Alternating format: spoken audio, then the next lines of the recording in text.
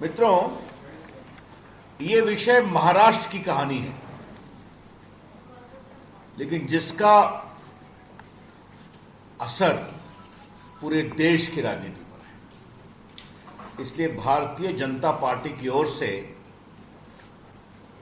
राष्ट्रीय स्तर की यह प्रेस कॉन्फ्रेंस पटना में है, क्योंकि मैं अपने क्षेत्र में आया था, तो फिर ये निर्णय हुआ कि मैं पटना से ही प्रेस करूं। लेकिन ये बहुत ही इंपॉर्टेंट विषय है, तो मैं आप लोग का संज्ञान चाहता हूं। मुंबई के पूर्व पुलिस कमिश्नर ने एक चिट्ठी लिखी है मुख्यमंत्री को, उप मुख्यमंत्री को और राज्यपाल जी को, जिसमें उन्होंने कहा है कि महाराष्ट्र सरकार के गृह मंत्री सचिन वाजे, जो कई वर्षों तक सस्पेंडेड थे और सीधा उनको क्राइम ब्रांच का असिस्टेंट इंस्पेक्टर बनाया गया, उनको उन्होंने कहा कि 100 करोड़ रुपए का हमें माहवारी बंदोबस्त करके दो। और इसलिए करके दो कि मुंबई में लगभग 1700 डांस बार हैं, रेस्टोरेंट हैं, तो इससे उगाही करोगे तो 40-50 करोड़ रुपए तो ऐसे ही आ जाएंगे अगर 2-3 लाख सबसे लोगे, और बाकी से तो व्यवस्था करो। इसको लेकर महाराष्ट्र में और देश में बहुत ही हंगामा मचा हुआ है। आज मैं बीजेपी ऑल इंडिया की स्तर से कुछ बहुत महत्वपूर्ण विषय उठाने जा रहा हूं। पहली बात यह बताएं कि सचिन वाजे सस्पेंडेड था। ये बहुत उनके खिलाफ आरोप है एक्सटॉर्शन के, बाकी सबसे अलग विषय। वर्षों तक वो सस्पेंडेड था। उसको कोरोना में अपॉइंट कराया गया वर्षों के बाद, और कहा गया कि क्योंकि कोरोना में पुलिस वाले बीमार पड़ रहे हैं इसलिए इनको लिया जा रहा है। बीजेपी की ओर से पहला सवाल यह है कि उनकी नियुक्ति किसके दबाव में की गई? Under whose pressure this Sachin Vaze, who is supposed to extort money, was reinstated? या शिवसेना का दबाव था, मुख्यमंत्री का दबाव था, या शरद पवार का भी दबाव था? यह हम पहली बात जानना चाहते हैं। बीजेपी का यह सवाल इसलिए भी जरूरी है कि सदन के अंदर और सदन के बाहर सचिन वाजे के रोल को डिफेंड किया गया। आपने सुना होगा,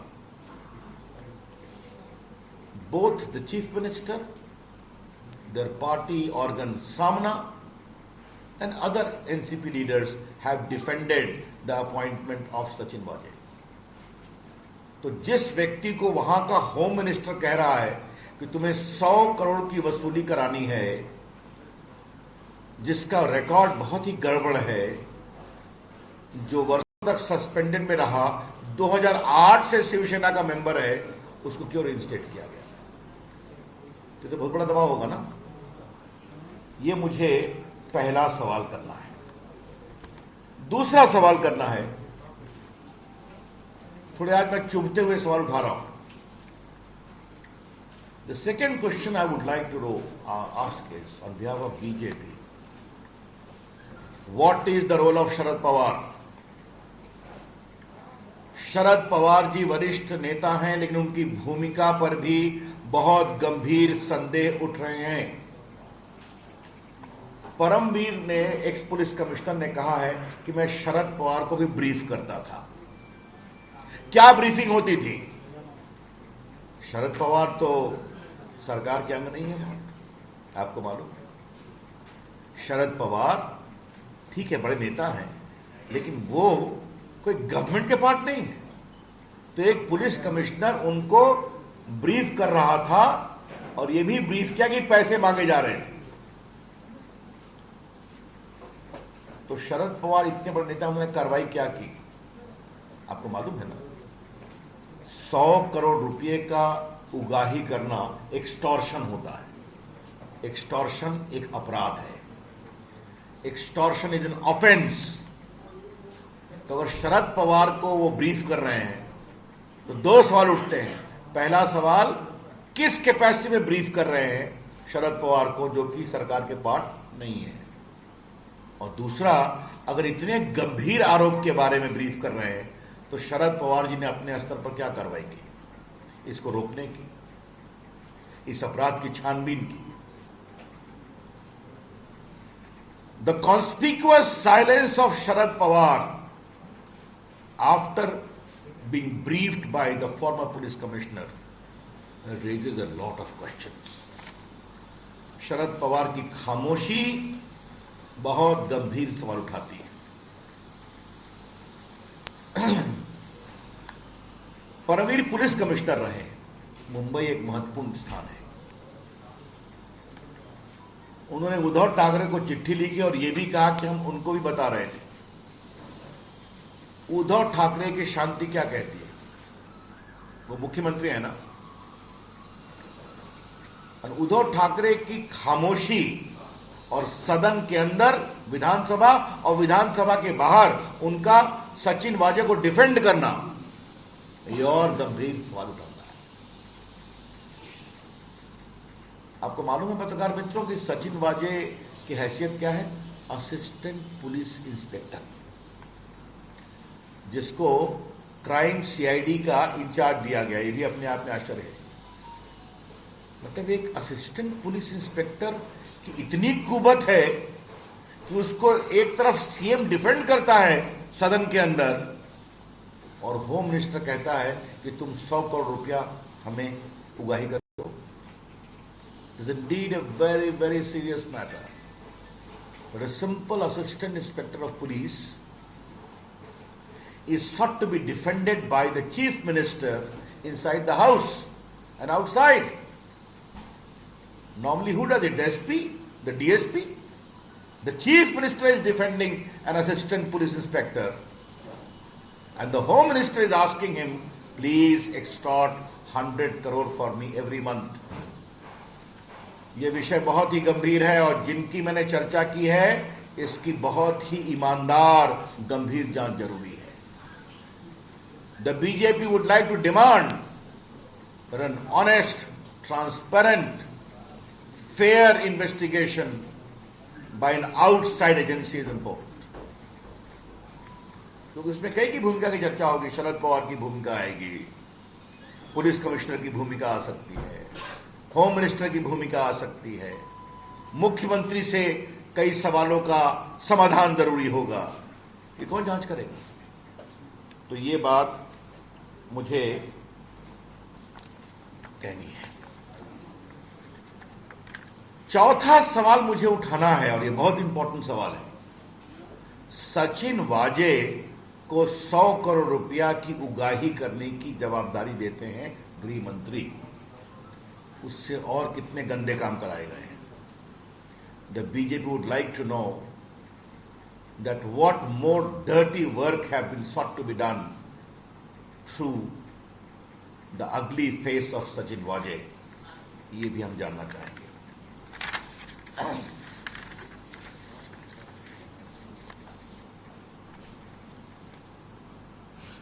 ये बात मैं इसलिए कह रहा हूं कि मेरे भी देश की राजनीति में थोड़ा समय हो गया। अटल जी की सरकार में मंत्री रहा हूं, अभी मंत्री हूं, लगभग 20 वर्ष से सांसद हूं। मैंने आज तक नहीं देखा कि एक असिस्टेंट पुलिस इंस्पेक्टर को सीएम डिफेंड करे। आज तक नहीं देखा, हिंदुस्तान में कहीं नहीं देखा मैंने। तो फिर एक सवाल उठाऊंगा, what was the compulsion to defend Sachin Vaze? Sachin वाजे को बचाने की क्या मजबूरी थी? सचिन वाजे के पेट में क्या क्या सीक्रेट है? What are the secrets locked in the stomach of Sachin Vaze? ये हम जरूर जानना चाहेंगे। क्योंकि देखिए, इस बात को समझा जाए, एक असिस्टेंट इंस्पेक्टर जो वर्षों तक सस्पेंडेड रहा, उसने कई लोगों को मारा है, वो अलग विषय, छोड़िए, उस पर मैं कुछ नहीं बोलूंगा, वो अलग जांच का विषय है। 2008 में वो शिवसेना में आता है, 8 या 9 में। कोरोना में उसको रीइंस्टेट करते हैं और उससे गलत कामों की श्रृंखला शुरू होती है। This conspiracy is wide spread. ये पूरा षड्यंत्र बहुत वाइड स्प्रेड है, ये मैं आपसे कहना चाहता हूं। ये हमारी आशंका है कि पूरी महाराष्ट्र सरकार सचिन वाजे को बचाती है, क्योंकि उसके अंदर बहुत राज है।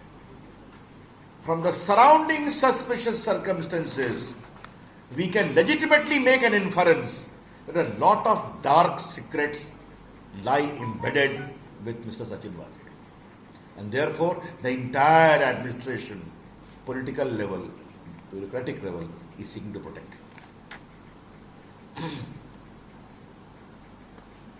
अब जरा मुझे ये बताइए कि ये जो गृह मंत्री पर आरोप लगा है, जो एनसीपी के है ना, तो ये वसूली अपने लिए कर रहे थे कि अपनी पार्टी एनसीपी के लिए कर रहे थे, या पूरे सरकार के लिए कर रहे थे? ये बहुत गंभीर सवाल है। 100 करोड़ रुपया हर महीने उगाही करने का आदेश देना और ये भी कहना 1700 रेस्टोरेंट है, बार है, उससे इकट्ठा करो, 40-50 करोड़ तो आ ही जाएगा, 2-3 लाख मांगोगे सबसे। तो देशमुख जी स्वयं अपने लिए कर रहे थे कि पार्टी के लिए कर रहे थे? इस पर शरद पवार को जवाब देना पड़ेगा और उद्धव ठाकरे को भी बताना पड़ेगा। ये छोटा विषय नहीं है, ये भ्रष्टाचार का एक बहुत ही गंभीर मामला है और मैं मीडिया के लोगों से विनम्रता से आग्रह करूंगा इस विषय की गंभीरता को समझा जाए।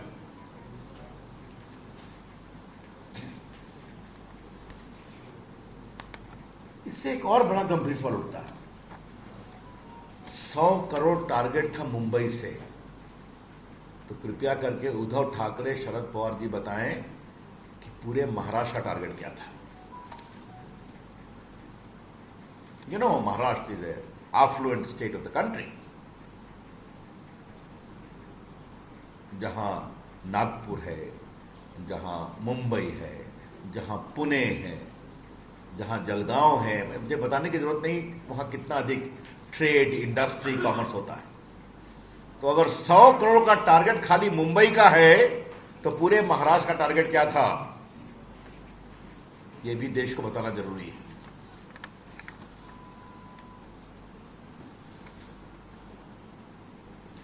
और अगर एक मंत्री का टारगेट यह था तो बाकी मंत्रियों का टारगेट क्या था? If this is the target by the Home Minister, then what was the target by the other ministers? ये लूट की पराकाष्ठा है। एक शब्द, ये करप्शन नहीं है, इसे कहते हैं ऑपरेशन लूट। सरकारी तंत्र का दुरुपयोग करो और जनता के पैसे लूटो, ये उसका टेक्स्ट बुक केस है।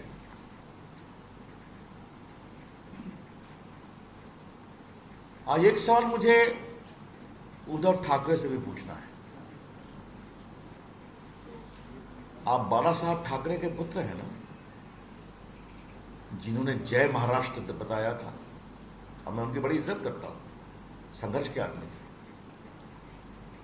एक तो आपने बेमानी की सरकार बनाई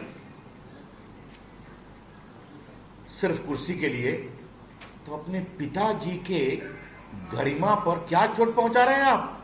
जय महाराष्ट्र, जहां आप मुख्यमंत्री हैं, वहां करोड़ों रुपए की लूट हो रही है। यह सवाल सिर्फ अनिल देशमुख गृह मंत्री के इस्तीफे का नहीं है। उद्धव ठाकरे की सरकार अपना पूरा नैतिक अधिकार शासन करने का खो चुकी है। The BJP would like to emphasize that this is not a case of simple Anil Deshmukh, the Home Minister, but all the questions which I have raised based upon evidence alleged by the Police Commissioner. It is a textbook case where Mr. Uddhav Thackeray's government has lost the moral authority to govern and remain in office even for a day. Bharatiya Janata party इस विषय को बहुत गंभीरता से उठाएगी और महाराष्ट्र में सड़कों पे आएगी। ये छोटा विषय नहीं है। क्या कहते हैं, आघाड़ी कहते हैं ना, आघाड़ी, महाआघाड़ी कहते हैं ना, महाआघाड़ी, धन्यवाद। तो इसे कहते हैं लूट की महाआघाड़ी। ये शासन की महाआघाड़ी नहीं है, लूट की महाआघाड़ी है। It is not a Maha Aghadi for governance, for welfare, for development. It is a Maha Aghadi for लूट इन महाराष्ट्र। ये कमाल का मॉडल है साहब। भ्रष्टाचार की लड़ाई लड़ने में पटना के पत्रकारों को मालूम है मेरी कुछ भूमिका रही है बिहार में।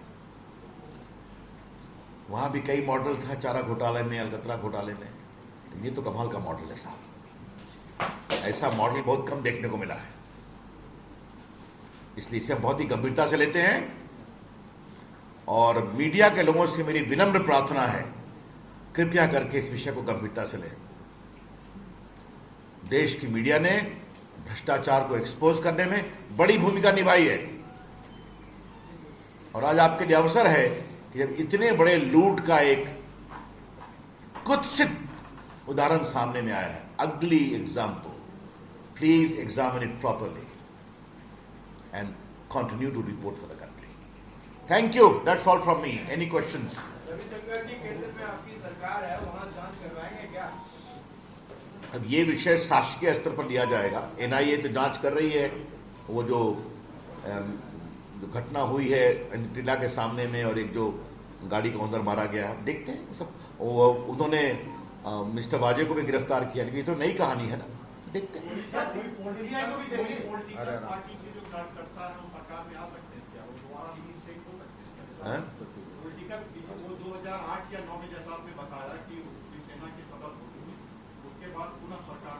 ये सरकार, ये सवाल आप मुझसे मत पूछिए। ऐसा है, सिंपल सी बात है। अब लीगली वो नहीं आ सकते, वो दिखा देंगे कोई इस्तीफा दे दिया उन्होंने समझाने से, उधर रिकॉर्ड भी बना सकते हैं। लेकिन ये तो अपने आप में बड़ा अजूबा है ना कि कोरोना काल में क्योंकि पुलिस वालों की कमी है इसलिए उनको बना दिया और बना करके असिस्टेंट इंस्पेक्टर को सीधा पूरा क्राइम का इंचार्ज बना दिया मुंबई में। और बाकी उनकी कहानी तो मैं बता ही चुका हूं।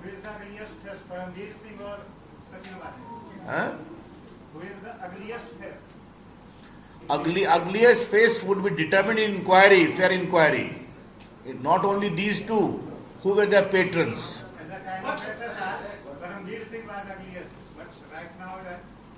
Who? Paramjit Singh, police commissioner. Sultan Singh Rajput के केस में बहुत फजीहत हुई। देखिए ऐसा है, उनकी फजीहत तो सब जानते हैं, लेकिन अभी तो वो पुलिस कमिश्नर ने इतना बड़ा आरोप लगाया है कि वाजे ने हमको आके बताया कि मंत्री जी ये मांग रहे हैं, तो ये सारे की जांच तो होनी चाहिए ना।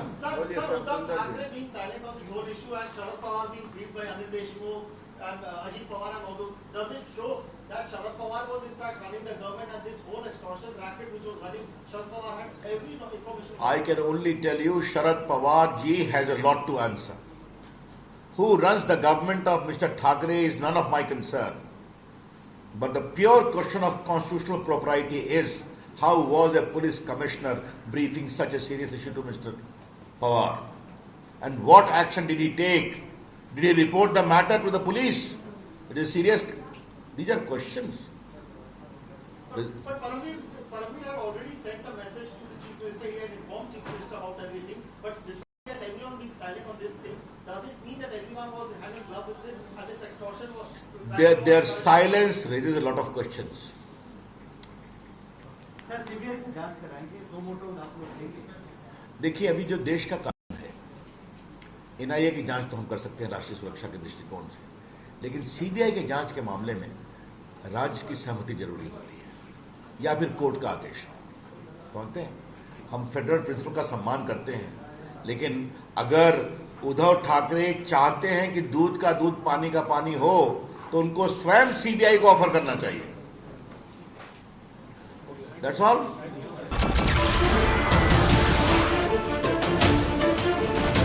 नमस्कार, मैं हूं मानक गुप्ता। अगर आपको हमारा ये वीडियो पसंद आया हो तो इसे लाइक और शेयर जरूर करें और हां, हमें सब्सक्राइब और फॉलो करना ना भूलें ताकि आप देश और दुनिया की कोई खबर मिस ना करें। तो जुड़े रहिए हमारे साथ और देखते रहिए न्यूज़ 24।